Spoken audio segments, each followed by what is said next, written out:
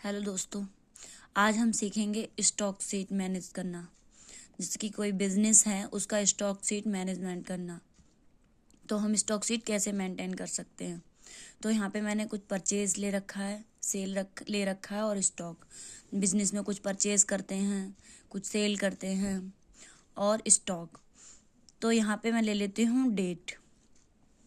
Date के लिए equal to day, bracket close, enter. और मैंने यहाँ पे कुछ प्रोडक्ट्स ले रखे हैं, तो मैं यहाँ पे प्रोडक्ट्स ले लेती हूँ परचेज में। तो इसके लिए मैं एक ड्रॉप डाउन लिस्ट बना लेती हूँ। यहाँ जाएंगे डेटा में,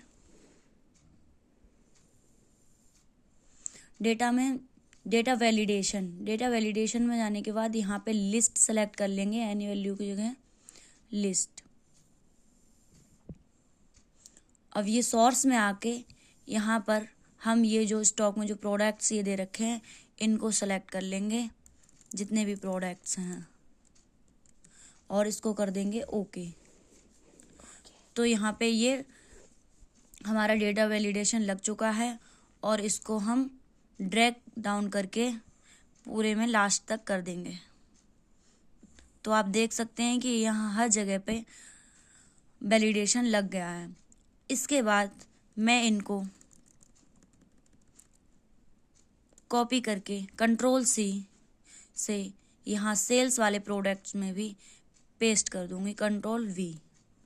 तो आप देख सकते हैं यहाँ पे भी डेटा वैलिडेशन लग चुका है। अब इस प्रोडक्ट्स में मैंने, जैसे कि यहाँ पे देखो ड्रॉप डाउन लिस्ट आ गई है।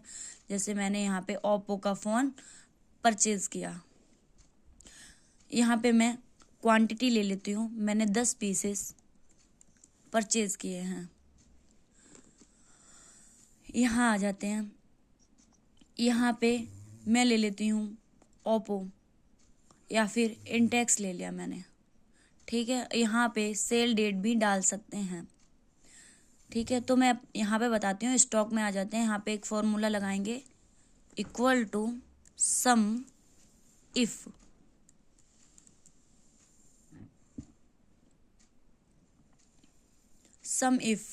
अब यहाँ पे रेंज में हम परचेज के जो प्रोडक्ट्स हैं वो वाले सेल्स सेलेक्ट कर लेंगे। इसे F4 से फिनिश कर देंगे। इसके बाद कोमा लगाएंगे। क्राइटेरिया में स्टॉक में प्रोडक्ट्स वाला सेल सेलेक्ट कर लेंगे,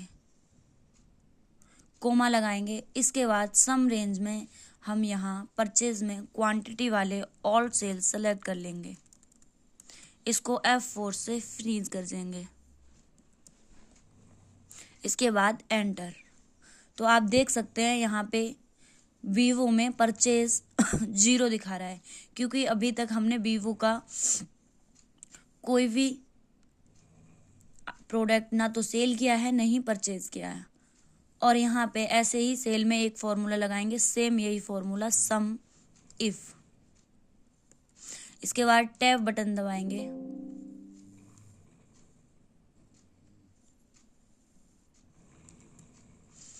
इसके बाद आप देख सकते हैं कि यहाँ आ जाएंगे सेल वाले में। यहाँ पे रेंज में सेल में जो प्रोडक्ट्स हैं ये वाले सेल सेलेक्ट कर लेंगे, फ्रीज करेंगे इसको। इसके बाद कोमा लगाएंगे और स्टॉक में प्रोडक्ट्स वाला ये फर्स्ट सेल सेलेक्ट करेंगे, फिर कोमा लगाएंगे। फिर इसके बाद सम रेंज में यहाँ पे सेल में जो क्वांटिटी वाले सेल्स हैं इनको सेलेक्ट करेंगे और F4 से फ्रीज करेंगे। इसको एंटर कर देंगे। अब आप देख सकते हैं, अब मैं आपको देखो लेके दिखाती हूँ। यहाँ पे मैंने यहाँ पे वीवो में 20 आइटम्स जो हैं परचेज किए हैं। उसके बाद यहाँ डेट डाल देंगे, सेल वाली, जिस डेट में हम सेल करेंगे। इसके बाद यहाँ पे मैं ले लेती हूँ वीवो, मैंने 10 पीसेस सेल कर दिया। तो आप देख सकते हैं यहाँ पे वीवो में परचेज में 10 पीसेस, सेल में 10 पीसेस आ चुके हैं। अब मैं यहाँ पे स्टॉक में परचेज माइनस सेल, यहाँ पे देख सकते हैं आप 0 आ रहा है। अब यहाँ पे मैंने एक रीमार्क्स लिया है। रीमार्क्स में क्या है कि अगर मेरा स्टॉक बिलो 5 जा रहा है तो यहाँ पे एक अलर्ट आ जाएगा। जैसे कि अगर मेरा स्टॉक रिपोर्ट 5 से कम हो रहे हैं स्टॉक में आइटम्स, तो यहाँ पे एक अलर्ट आएगा, please update your stock equal to if, यहाँ पे मैं स्टॉक वाला सेल सेलेक्ट कर लूँगी। उसके बाद लेस देन इक्वल, इसके बाद मैं यहाँ पे 5 कोमा और यहाँ पे डबल इन्वर्टेड कोमा में लिख दूँगी please update your stock, double inverted coma close, फिर कोमा लगाएंगे, open close and bracket close, enter. तो आप देख सकते हैं यहाँ पे एक अलर्ट आया, प्लीज़ अपडेट योर स्टॉक, क्योंकि यहाँ पे स्टॉक में 0 है। और अभी मैं आपको दिखा देती हूँ, यहाँ पे मैं यहाँ आप देख सकते हैं यहाँ से रिमार्क्स हट गया है क्योंकि स्टॉक में 40 पीसेस हैं, मैंने सेल में 50 पीसेस किए थे। तो आप इस तरह से स्टॉक शीट बना सकते हैं।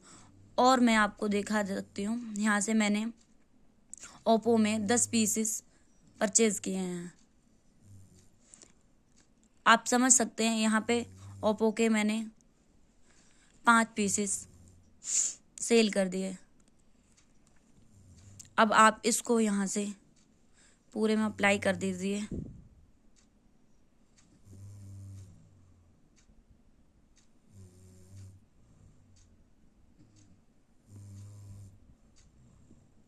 ये हमारा फॉर्मूला पूरे में लग चुका है।